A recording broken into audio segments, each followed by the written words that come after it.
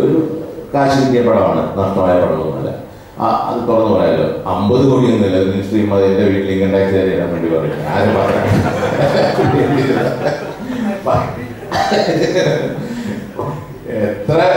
എത്ര കിട്ടിയെന്ന് ചോദിച്ചാൽ ഇപ്പൊ എന്താണ് ഡൽഹി നടന്നെന്ന് ചോദിക്കുന്നതല്ല, പറയുന്നില്ല.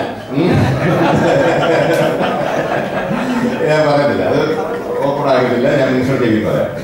കാരണം എൻ്റെ എല്ലാ അപ്പ് ആൻഡ് ഡൗൺസിലും എന്നെ വിളിച്ചു ഒന്നുമില്ല അന്വേഷിക്കുന്ന ആളായിരുന്നു കെ ബാബു.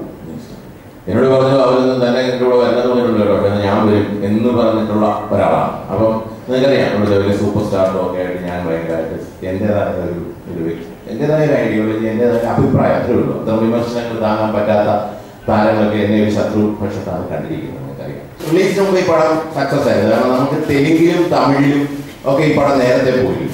ഇന്നലെ ഇതിന്റെ ഹിന്ദിയിലുള്ള പടം ഇന്നലെ സ്റ്റാർ ടി വിയിൽ ഓൾറെഡി ഡ്രാക്കുള ഹിന്ദിയിൽ വന്നു കഴിഞ്ഞു ടി വിയിൽ. അപ്പോൾ ഇതിന്റെ മറ്റ് റൈറ്റ്സുകളൊക്കെ പോയത് എനിക്ക് തോന്നുന്നു മലയാളത്തിൽ ആദ്യമാണ്.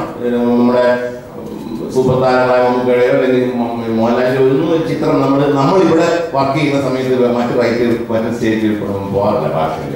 പക്ഷേ നമ്മുടെ ഈ ചിത്രത്തിന് അതിന്റെ ടെക്നോളജിയോ അല്ലെങ്കിൽ അതിന്റെ സബ്ജക്റ്റിന്റെ പ്രത്യേകതയാണ്. എനിക്ക് നേരത്തെ തന്നെ തമിഴ് ആ കാശ് മേടിച്ചിട്ടാണ് ഞാൻ ഈ പടം ചെയ്തത്. സത്യമായിട്ടും അല്ലാതെ എൻ്റെ പൈസയൊന്നും അങ്ങനെ ഇല്ലായിരുന്നു എന്ന് ഞാൻ മിനിസ്റ്ററോട് പറയുകയാണ് കേട്ടോ. ഞാൻ അവരുടെ നിന്ന് പൈസ മേടിച്ചത് ആദ്യമാണ് മലയാളത്തിൽ. തെലുങ്കന്മാരുടെ 1.5 കോടി മേടിച്ച്, അല്ലെങ്കിൽ തമിഴന്മാരുടെ 1.5 കോടി മേടിച്ച് ഒരു ചിത്രം ഇങ്ങനെ ഷൂട്ട് ചെയ്യാൻ സാധിക്കും. എനിക്ക് തോന്നുന്നു അത് ഞാൻ അനുഭവിക്കുന്ന ഈ ടെൻഷൻ്റെയും ഇത്രയും മാത്രം ഒരു പ്രോബ്ലത്തിനൊക്കെ ദൈവം തന്നൊരു സഹായമായിരിക്കും. അങ്ങനെയാണ് ഈ പടം ഭംഗിയായിട്ട് തീർക്കാനും കൃത്യമായിട്ട് എത്തിക്കാനും 2 കോടി രൂപയോളം ഗ്രാഫിക്സ് ഒക്കെ ഇത് മുടക്കാൻ കാരണം അങ്ങനെ കിട്ടിയൊരു പൈസ.